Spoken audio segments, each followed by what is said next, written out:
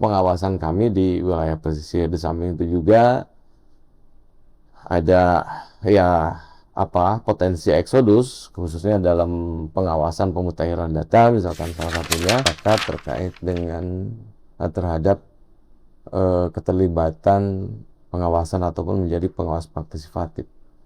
Ikhtiar-ikhtiar yang sudah kami lakukan tadi disampaikan dari awal, baik melakukan koordinasi dengan pemangku kepentingan di khususnya nelayan ya, Jalan secara optimal ya Pak. Apakah ada strategi khusus atau inovasi yang telah dilakukan Bawaslu Kabupaten Pangandaran dalam pengawasan pemilu di wilayah pesisir pantai ini? Strategi.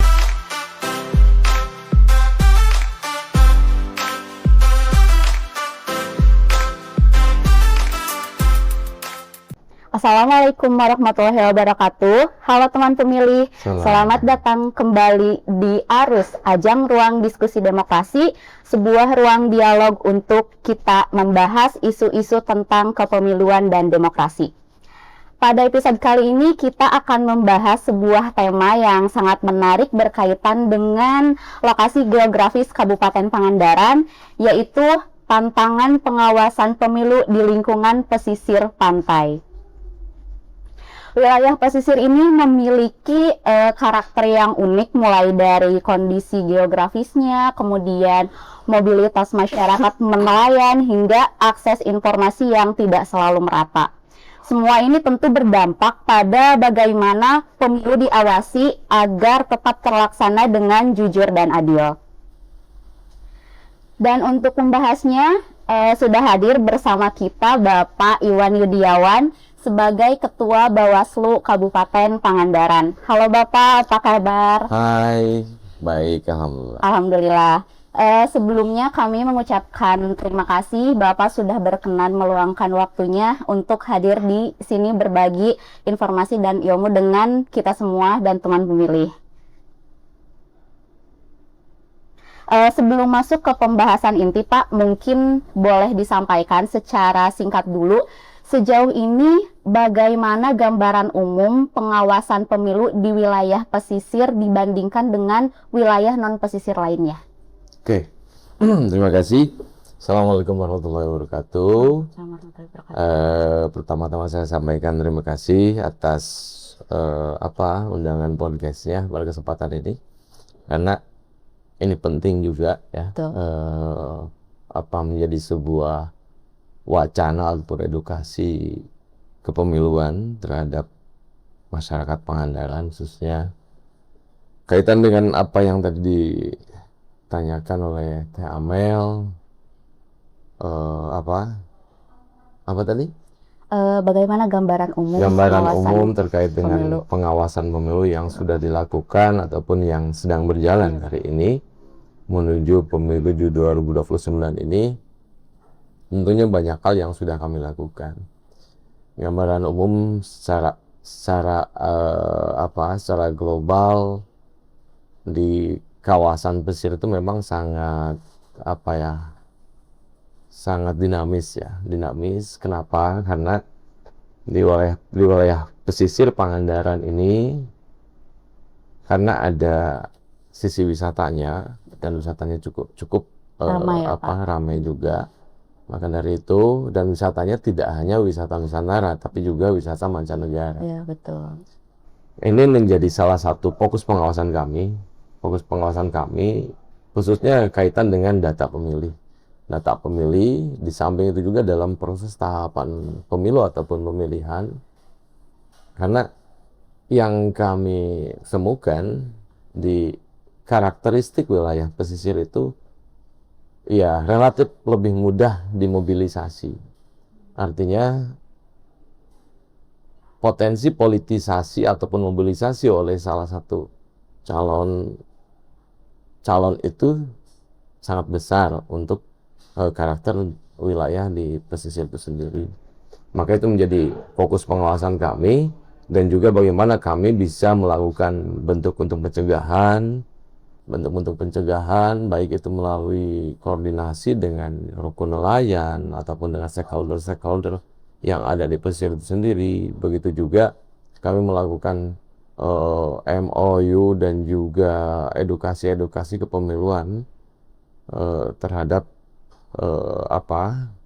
penduduk di wilayah pesisir itu sendiri. Di samping itu juga kami mendorong juga kepada salah satunya ya kepada seluruh komponen yang ada wilayah pesisir bagaimana bisa terlibat dalam proses pengawasan partisipatif dalam pelaksanaan pemilu ataupun pemilihan. Itu mungkin sekilas gambaran terkait dengan apa yang tadi disampaikan. Oke. Dengan kondisi sosial dan geografis wilayah pesisir yang khas ini berbeda dengan wilayah lainnya, menurut Bawaslu sendiri apa saja karakteristik yang paling berpengaruh terhadap proses pengawasan pemilu, Pak? Oke. Yang paling berpengaruh di wilayah pesisir itu tadi sudah saya sampaikan sebenarnya. Yang pertama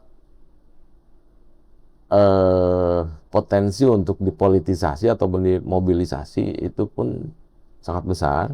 Yang kedua terjadinya eksodus ataupun karena banyak pendatang juga baik pendatang yang dagang musiman ataupun aktivitas wisata aktivitas wisata lain juga kayak pendatang wisatawan yang netap juga di Pangandaran, termasuk salah satunya WNA karena kami juga 2019 kalau nggak salah kami pernah menemukan WNA masuk melakukan aktivitas pemilihan ataupun masuk ke dalam daftar pemilih. Dan setelah itu coba kami koordinasi secara intens dengan KPU, itu bagian dari bentuk sinergitas Bawaslu dengan KPU sebagai penyelenggara pemilu atau pemilihan, supaya ini menjadi bahan evaluasi ke depan kan itu. Itu antisipasi terus, tidak hanya Bawaslu, KPU juga melakukan antisipasi bagaimana caranya supaya warga negara asing itu tidak masuk ke daftar pemilih dan tidak menggunakan hak pilihnya, tidak melakukan pemilihan karena WNA itu tidak memiliki hak pilih. Yang memiliki hak pilih itu berdasarkan undang-undang atau peraturan undang-undangan hanya WNI yang berusia 17 tahun. Itu menjadi salah satu fokus pengawasan kami. Oke. Nah, dalam praktik pengawasan di lapangan itu kan tentu tidak mudah ya, Pak. Tantangan apa aja sih yang paling sering dihadapi Bawaslu dan jajaran pengawas pemilu di wilayah pesisir ini? Apakah lebih ke faktor geografisnya, ataukah cuacanya, mobilitas masyarakat, atau justru budaya politiknya? Seperti apa, Pak? Kalau geografis ataupun karakteristik itu sudah pasti itu menjadi sebuah tantangan kami. Karakteristik karena geografisnya beda di wilayah pesisir, diketahui sendiri panas dan lain sebagainya. Betul. Terus pekerjaan nelayan pun bukan pekerjaan yang gampang, sangat penuh dengan risiko. Maka berdasar dari itu mereka sudah nggak pandang dulu siapa orangnya dan lain sebagainya lah. Kalau memang tidak ada yang ada ketersinggungan, maka dari itu kami melakukan pengawasan atau pendekatan terhadap khususnya kaum nelayan itu pun harus betul-betul hati-hati bagaimana kami melakukan pendekatan itu tidak ada ketersinggungan dalam bentuk apapun sehingga kita bisa masuk melakukan pengawasan dan juga melakukan sinergitas dengan kaum nelayan khususnya dengan pengurus-pengurus RN dan lain sebagainya sehingga yang selama ini sangat mudah untuk dimobilisasi kan gitu ya, dimobilisasi untuk memilih salah satu calon ataupun pasangan calon dengan imbing-imbing yang masuk ke kategori politik uang kan gitu ya, yang masuk ke kategori politik uang. Nah, kami berupaya untuk bukan mengingatkan para kaum nelayan supaya kaum nelayan itu punya hak konstitusional, punya hak yang sama untuk dipilih dan juga untuk memilih. Maka tidak ada perbedaan dalam hal ini. Semua warga negara Indonesia punya hak yang sama dalam konteks pemilu ataupun pemilihan. kami sampaikan secara utuh kaitan dengan hal itu supaya kawan-kawan nelayan pun sadar, bukan sadar ya, bisa ya sadar ataupun bisa termotivasi bahwa dia juga punya hak yang sama gitu ya, punya hak yang sama untuk dipilih ataupun untuk memilih. Tidak hanya untuk memilih, tapi untuk dipilih pun itu sangat memungkinkan, sangat berpotensi kan gitu, sangat berpotensi. Nah, itulah mungkin salah satu tantangan pengawasan kami di wilayah pesisir. Di samping itu juga ada ya potensi eksodus, khususnya dalam pengawasan pemutahiran data, misalkan salah satunya kami juga itu menjadi salah satu fokus pengawasan kami, karena ya potensi eksodus itu sangat besar di wilayah pesisir itu, karena tadi sudah disampaikan banyaknya pedagang musiman, terus penderes dan lain sebagainya, ataupun wisatawan mancanegara yang nggak pulang-pulang, pada akhirnya dapat orang Pangandaran tapi secara administratif belum ditempuh kan gitu sebagai ataupun pindah ke warga negara Indonesia. Itu pun menjadi sebuah tantangan, itu kan tidak gampang juga. Itu juga menjadi sebuah tantangan, kami harus betul-betul harus melakukan pengawasan secara komprehensif gitu ya, secara komprehensif dan betul-betul ya, karena ini bertentangan dengan aturan ketika itu terjadi, maka kami sangat waspada dan juga melakukan pengawasan yang cukup komprehensif, masif juga bersama dengan teman-teman pengawas di tingkat kecamatan ataupun tingkat desa. Oke. Kemudian nih Pak, di masyarakat itu sering muncul anggapan bahwa wilayah terpencil atau pesisir itu rawan pelanggaran yang sulit terdeteksi. Jenis pelanggaran apa yang cenderung rawan terjadi di wilayah pesisir selain mungkin yang tadi Bapak udah sebutkan, dan bagaimana strategi Bawaslu untuk mengantisipasinya? Oke. Yang berpotensi besar itu politik uang. Karena tadi sangat mudah untuk dimobilisasi dan dipolitisasi untuk memilih salah satu calon dengan imbing-imbing yang berpotensi politik uang. Nah, politik uang itu tidak hanya memberikan uang ya, tapi memberikan atau menjanjikan materi lainnya, gitu ya. Tidak hanya memberikan, menjanjikan uang atau materi lainnya. Itu klausul ataupun yang masuk ke kategori politik uang. Termasuk ya pengalaman di pilkada kemarin pun kami menangani terkait dengan hal itu. Tidak hanya kemarin, beberapa baik di pemilu ataupun pilkada sebelumnya pun potensi itu sangat besar. Sekalipun memang tidak hanya di wilayah pesisir saja, di wilayah-wilayah lain pun yang namanya politik uang itu potensinya sangat besar, dan itu perlu kesadaran secara masif ya, kesadaran bersama dari semua pihak gitu ya, tidak hanya masyarakat, termasuk penyelenggara pemilu dan juga elit-elit politik ya, sebagai user ataupun sebagai kontestan itu juga harus punya kesadaran penuh terkait dengan bahayanya politik uang itu seperti apa. Karena dampak dari politik uang itu sangat besar, tidak hanya membodohi masyarakat, tapi juga ada potensi-potensi juga menjadi biang-biang korupsi ya, ini asumsi saya, biang-biang korupsi ke depannya. Terus memikirkan masanya pun cenderung tidak fokus karena dianggap sudah selesai dengan politik uang itu. Secara garis besar, pemilu atau pemilihan itu adalah transaksi politik yang dilegalkan. Tapi transaksi politik bukan berarti menyimpang dari aturan. Transaksi politik mentransaksikan dari calon, menyampaikan menawarkan visi misi dan program juga gagasan terhadap masyarakat. Ya, masyarakat menilai terkait dengan hal itu. Bukan berarti membeli ataupun menjual belikan suara, transaksi suara secara nominal, tapi memberikan menjual gagasan dan juga visi misi juga yang lainnya, program, tujuan utamanya untuk mensejahterakan masyarakat. Jadi itu menjadi salah satu potensi yang ya cukup dominan ya, cukup besar juga di wilayah pesisir. Oke.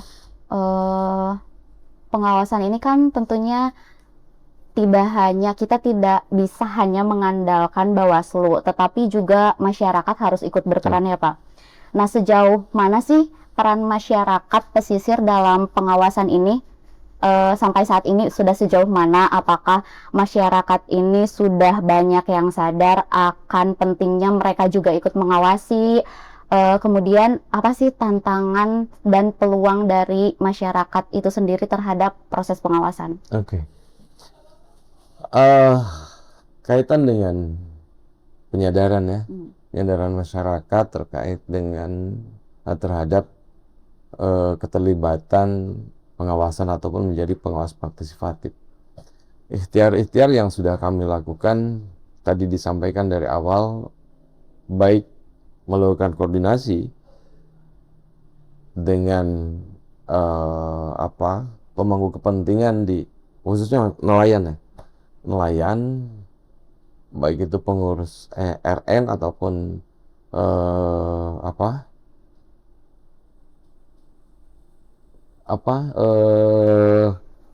yang komunitas nelayan itu namanya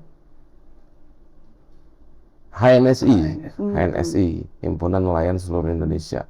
Baik dengan pengurus HNSI ataupun RN, kita intens komunikasi, kita intens berkoordinasi dengan tujuan ya kita sharing terkait dengan kepemiluan. Artinya melakukan edukasi kepemiluan, bagaimana supaya nelayan itu pun punya rasa dan kesadaran bahwa pemilu ataupun pemilihan ini adalah pemilu kita, pemilihan pun pemilihan kita. Artinya kalau kita tidak terlibat secara langsung gitu ya, hanya apatis untuk melakukan memilih saja, itu pun memilih pun tidak punya kesadaran bahwa siapa yang harus dipilih secara rasional, secara cerdas. Tapi ada dukungan dari hal-hal lain, baik itu yang bersifat indikasi politik uang ataupun yang lainnya, hoax ataupun yang lainnya, itu juga kan bisa terpengaruh terhadap pemilih. Nah, intinya kami berupaya betul bahwa bagaimana ya khususnya di wilayah pesisir, masyarakat wilayah pesisir itu bisa punya rasa dan kesadaran bahwa pemilu dan pemilihan itu adalah pemilu kita. Pemilihan pun pemilihan kita. Sehingga ujung-ujungnya masyarakat pesisir bisa menjadi pemilih yang rasional, kan gitu ya. Nah, pemilih yang rasional itu tentunya tidak terjebak dengan hal-hal yang menyimpang dari aturan kepemiluan ataupun kepemilihan itu sendiri. Tapi betul-betul bisa paham apa yang harus mereka lakukan, baik untuk pemilih ataupun untuk yang dipilih, kan gitu ya. Karena aturan itu sudah mengikat dan sudah sangat jelas. Aturan main dalam proses penyelenggaraan pemilu ataupun pemilihan itu sangat jelas melalui, kalau pemilu mulai Undang-Undang 7 tahun 2017, pemilihan Undang-Undang 10 tahun 2016 itu sudah jelas. Nah, kita sebagai pelaksana undang-undang bagaimana menginformasikan gitu ya, menularkan terkait dengan aturan-aturan main pemilu ataupun pemilihan itu terhadap salah satunya masyarakat pesisir ataupun seluruh stakeholder ataupun seluruh komponen yang ada di pesisir itu sendiri. Nah, seperti yang Bapak sebutkan tadi, dalam rangka membangun kesadaran masyarakat akan pentingnya pengawasan pemilu, kan salah satunya Bawaslu mendatangi langsung organisasi-organisasi seperti itu ya Pak. Nah, selain didatangi langsung, ada nggak cara lain Bawaslu? Apakah melalui media sosial ataukah melalui apa selain didatangi langsung gitu Pak? Okay. Kalau media sosial udah pasti. Media sosial itu kami mempublikasi ataupun menyampaikan edukasi kepemiluan pesan-pesan pengawasan, pencegahan dan lain sebagainya. Sama itu juga kebetulan kemarin di 2020 kami pun kolaborasi dengan kaum nelayan membuat buku ya. Oh iya. Membuat buku tentang apa? Kan tentang apa? Buku itu judulnya Demokrasi Kaum Nelayan. Demokrasi Kaum Nelayan. Salah satu narasumbernya adalah dari Ketua HNSI itu sendiri, Ketua HNSI. Kita wawancara, kita kolaborasikan, gambarkan seperti apa sih demokrasi di nelayan, di wilayah pesisir itu, khususnya kaum nelayan itu seperti apa, kan gitu. Jadi di situ sudah tergambar secara komprehensif sesungguhnya karakteristik nelayan ataupun demokrasi di kaum nelayan itu di wilayah pesisir itu seperti apa. Sudah terbit bukunya, sudah ada bukunya. Itu bagian dari salah satu upaya kami ataupun ikhtiar kami supaya ya partisipasi nelayan terhadap pemilu dan pilkada itu bisa lebih apa ya, lebih maksimal, lebih optimal juga, tidak hanya melakukan pemilihan tapi menjadi pemilih yang rasional. Artinya ada beberapa tahapan yang harus ditempuh untuk menjadi pemilih yang rasional, itu salah satunya menjadi pengawas partisipatif. Nah, apakah buku ini udah bisa diakses sama masyarakat luas, Pak? Sudah bisa dan sudah terbit, sudah dicetak juga. Sudah kami sampaikan karena anggarannya terbatas, kami pun tidak bisa menyampaikan secara ya keseluruhan lah, hanya terbatas saja, belum masif ya, menyampaikan ataupun informasi terkait dengan hal itu. Nah, tapi untuk online-nya ada buku itu. Untuk online sudah ada online-nya. Kalau misalkan offline pun bisa dapat di mana nih masyarakat terkait akses terhadap buku itu? Bisa lewat KPID atau bisa datang langsung ke Bawaslu juga, bisa datang ke Bawaslu juga. Pun kami ketika misalkan berkunjung ke ya baik ke sekolah ataupun ke yang lainnya, apalagi ke nelayan mungkin itu pun bisa kami sajikan ke nelayan. Dan memang ke depan juga kami ada agenda untuk menindaklanjuti ataupun ya bedah buku kecil-kecilan lah kaitan dengan demokrasi nelayan itu seperti apa, karena Pangandaran itu identiknya dengan nelayan ya, dengan pesisir. Maka kami mencoba untuk mengangkat kaitan dengan isu itu ataupun demokrasi nelayan di Kabupaten Pangandaran itu sangat menarik menurut kami. Betul. Sekalipun memang buku itu belum sesempurna sempurna yang diharapkan oleh kita semua, oleh masyarakat dan lain sebagainya, karena keterbatasan segala sesuatunya lah, terbatasan segala sesuatunya. Tapi sekalipun itu mudah-mudahan ya itu bisa bermanfaat lah, khususnya untuk demokrasi di pembangunan demokrasi di Pangandaran, lebih khusus lagi di wilayah pesisir. Oke. Dengan segala keterbatasan yang ada tuh, pengawasan kan tetap harus berjalan secara optimal ya Pak. Apakah ada strategi khusus atau inovasi yang telah dilakukan Bawaslu Kabupaten Pangandaran dalam pengawasan pemilu di wilayah pesisir pantai ini? Strategi khusus? Iya, betul. Strategi khusus atau inovasi yang udah dilakukan, salah satunya buku tadi. Untuk strategi khusus ya kami melakukan sinergitas ya. Betul. Sinergitas yang lebih intens dengan kaum nelayan. Yang kedua, kami juga membentuk forum warga ataupun forum warga kampung nelayan. Samping itu juga kami melakukan deklarasi desa anti politik uang di beberapa desa, termasuk di wilayah pesisir pernah dilakukan, salah satunya di Karangjeladri kalau nggak salah. Itu juga salah satu wilayah pesisir. Itu menjadi salah satu upaya ataupun ikhtiar kami bagaimana di wilayah pesisir itu dalam proses penyelenggaraan pemilu itu bisa meminimalisir terjadinya sebuah pelanggaran. Oke. Menarik sekali ya Pak pembahasan kita kali ini. Nah, Sebagai penutup diskusi inti nih Pak, apa pesan penting Bawaslu bagi masyarakat pesisir agar pemilu ini dapat berjalan lebih berintegritas dan demokratis? Oke.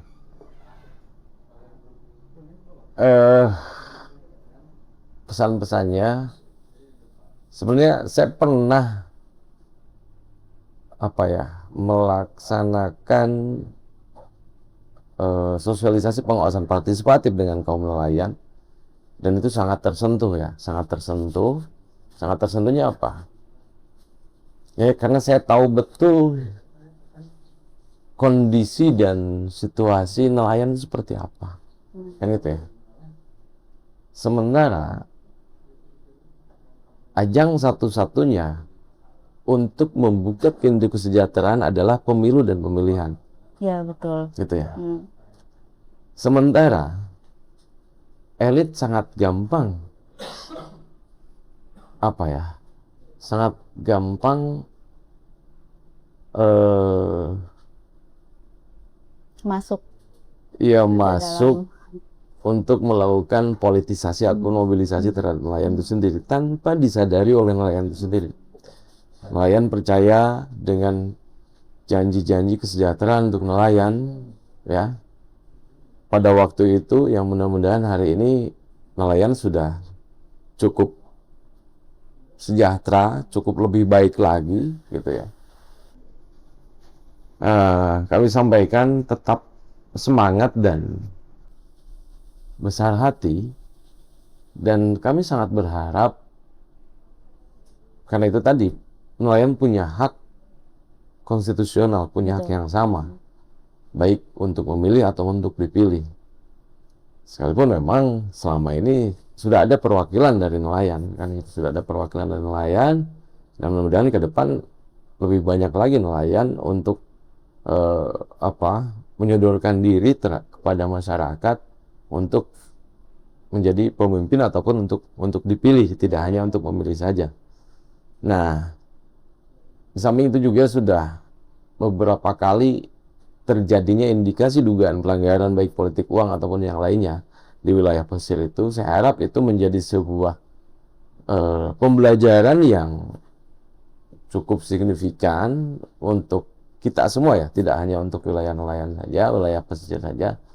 Termasuk kemarin di pemilu 2024 pun itu menjadi pelajaran yang berharga, dan mudah-mudahan itu juga menjadi efek jerah untuk kita semua bahwa ya hukum itu ada, gitu ya, hukum itu ada dan sudah dibuktikan di 2020 juga, kemarin di 2024 itu pun ya menjadi sebuah pembelajaran untuk kita semua lah. Artinya mari kita jaga integritas demokrasi ini, baik pemilu ataupun pemilihan ini, dengan taat dan patuh terhadap peraturan perundang-undangan yang berlaku.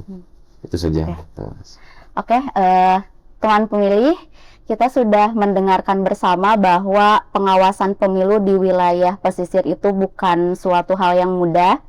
Namun dengan sinergi antara penyelenggara, pengawas, dan masyarakat, tantangan tersebut bukan tidak mungkin untuk kita atasi bersama. Terima kasih kami ucapkan kepada Bapak Iwan Yudiawan dari Bawaslu atas insight dan pengalamannya yang sangat berharga. Mari kita menjadi pribadi yang tetap kritis, tetap partisipatif, dan jangan lupa demokrasi butuh kita semua. Saya Lia Amelia pamit undur diri. Sampai jumpa di episode Arus berikutnya. Wassalamualaikum warahmatullahi wabarakatuh.